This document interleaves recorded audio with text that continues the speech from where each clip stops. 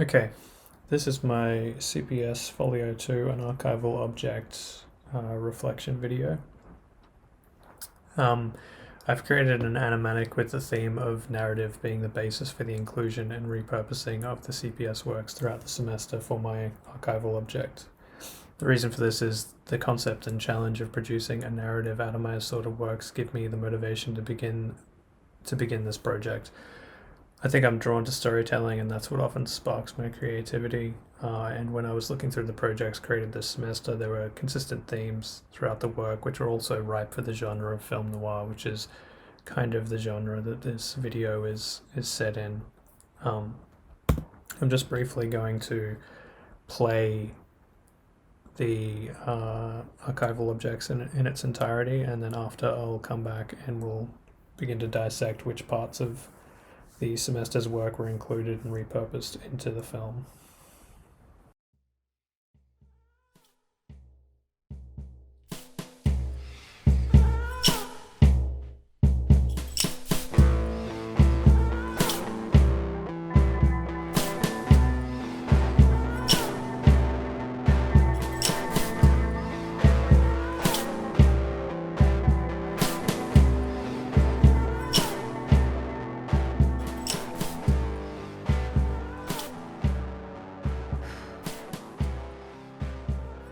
What a night.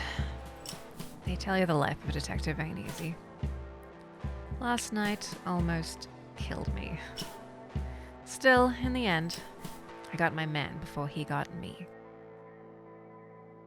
It all started when I went to gather intel. An ex-associate of my target, exiled on the run from his old crew. I traced him to an abandoned part of town. Hunkered down, paranoid and crazy. He was living in a hollowed-out submarine. I offered him protection in return for what he knew, but he was scared. Before I left, I noticed a crudely drawn series of portraits taped to his wall. It didn't take a genius to figure out these were the men and women he was on the run from. Sure enough, among those portraits was the man I was looking for. My informant wouldn't budge. Whatever had him scared was enough for him to risk waiting it out in this submarine. I gave up and headed back home. Now that I had a face, I sent the drawing to the station in the hopes that they would run it through the system and give me the lead I was so desperately after. But the man was elusive, and the search took longer than usual. Honestly, this is the part of the job I hate the most. The waiting. Eventually, the office got back to me with a crime reported 2 days ago. A man looking very similar to the picture had frequented a bar in town before torching the place and disappearing down the street. Police couldn't place any motives for the man's actions that night. I wanted to go down there and search for clues. Fortunately for the owners, the bar was mostly intact. Parts of the entrance and hallway were damaged, but the fire hadn't spread to the main bar. There were no signs of my target to be found, only spilled drinks and debauchery from the night before. A small cat sat on the floor next to me, licking something on the floor. As I was about to leave the scene, I overheard two men talking about the guy who torched the place, being an associate of one of the local barflies. Picking up on the trail, I'd figured the cops hadn't looked into deep enough. I headed for the associate's address. The girl was pleasant enough. Turns out she was an old flame of the target and was enjoying the night out until his actions led to them calling the night short. She gave me the name and a former address. It was time to close in. It was late. I headed back to my apartment to take a shower and a nap. I'd contacted the bureau with the perp's details, and it was only a matter of time until patrols identified him. I figured I'd need some rest for the long night ahead. The perp would be brought in, and I'd need to be at my best for the interrogation process. Apparently, I wasn't the only one hunting someone, as the target somehow acquired my address and broke into my apartment, hoping to silence me. He put up a half-decent fight, but he was a much better arsonist than he was a brawler. Unfortunately, the situation got messy, and I was forced to put him down. I'll follow some leads, but my best guess is that his secrets die with him. Wasting my damn time.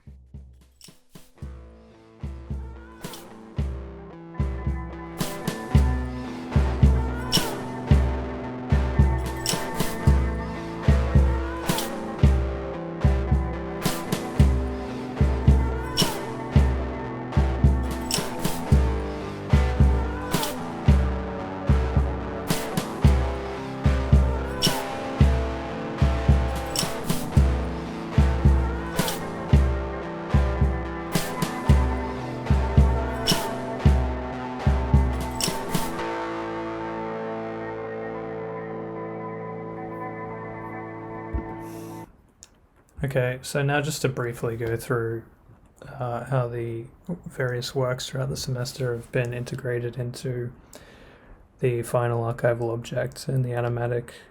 Number one being the observation task. The crime report about the bar and the arsonist incident recounts the events of the short story The Lamp, which is taken from a week one observation.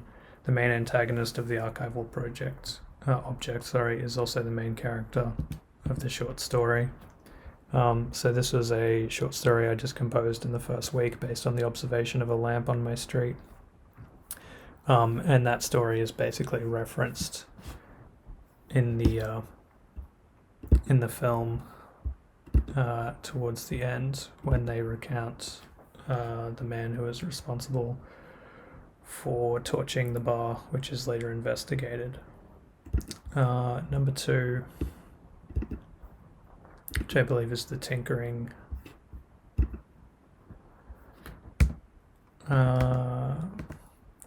The girl the protagonist visits to obtain information on the target is artwork that I actually did as part of week two's tinkering task. The original art was pixel art, and for obvious reasons it wouldn't really fit into the animatic that I've created, so it's been repurposed and redrawn to better fit into the scene and the story. You can see the original here, the reference sketch and the pixel art done over the top of that. In the animatic, she's drawn better to suit the flow of the story and just to fit the frame. And so this is her. She's one of the characters that our protagonist visits later on in the film. Going back to our examples for week 3, the found objects is the song used throughout the animatic. The song has kind of like a dirgy, kind of dirty kind of feel to it, which I thought fit really well with the opening shot, which is also one of the works that have been produced this semester. Unfortunately, it's not going to play with me recording voice over the video, but it basically plays at the beginning credits and once again at the end in the credits. So it just kind of introduces us to kind of the atmosphere that I'm trying to establish in the archival object in the animated short. Moving on again, like week 4, the man living in the abandoned submarine is taken from the short story The Submarine, produced as part of the week 4 task. So at the beginning, at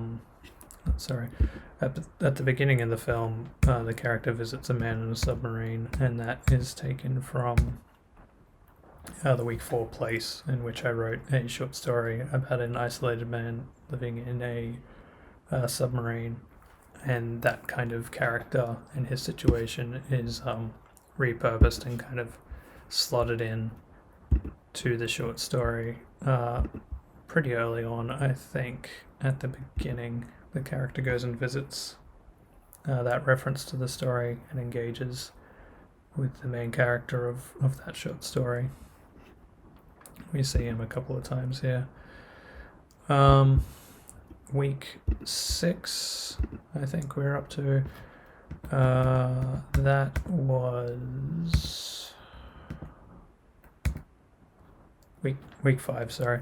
Object orientated ontology. The establishing shots at the bar interior and the cat on the floor next to the spilled liquid are taken directly from week 5's task on object orientated ontology. These have been repurposed and edited down to better fit the pacing of the animatic.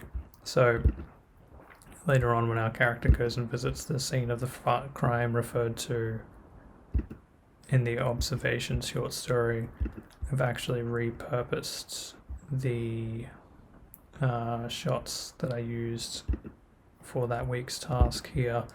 I didn't use all the shots because there was just too many of them and it would have slowed down the pace too much for what I just needed for it in the purpose of this animatic, but they still perform their intended task of just setting like this mood of the night before and this world without people there anymore, people in those shots anyway. Moving on again quickly to week 8, which was time. The illustration of the protagonist waiting for the search results and going through her day is a redraw of my photo collage produced as part of the time project for week 8. The original photos we used as reference with the anatomy and decisions being redone, designs being redone to suit the main character's design. So if I fast forward this to time, we can see here on the right, this is the original photo bash that I made for that week's task, and in the film it is actually repurposed a bit earlier on when the character first gets information on the suspect and is waiting around for the results. So I redrew that image to facilitate the character in there and work it into the narrative. So that's that one. Moving on after time to week 9. Characters and events. This is actually the opening and closing shots of the animatic. The short was actually the catalyst for the idea of the archival object and helped me to begin to formulate a basis for the narrative and overall concept of the work. So this illustration was kind of the light bulb moment that eventually gave me the idea. I don't know why I went out of that. It gave me the idea for the narrative itself. So this image here kind of fed into that initial spark of doing like a dirgy kind of seedy detective film noir kind of murder case. And if I go back to the film, you can see, similar to when I spoke on the music, it's used in the opening and closing scenes, just kind of really to solidify the tone that I'm going for. So moving on, just trying to keep this briskly paced. Moving on to week 10, the final week. Yeah. Forces. So the sketches of faces plastered on the wall of the submarine at the beginning of the film are the 30-second restricted portraits I produced for the final task of forces in week 10.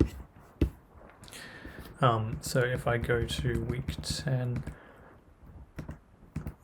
we can see these sketches that I did with restrictions of 30 seconds and no color, never taking my hand off the paper and drawing these in a single line. I've kind of repurposed these as being kind of the sketches of the madman in the film, the guy in the submarine. These are like the people that he's looking out for who are after him. And it's actually the first lead that the main character gets because she recognizes a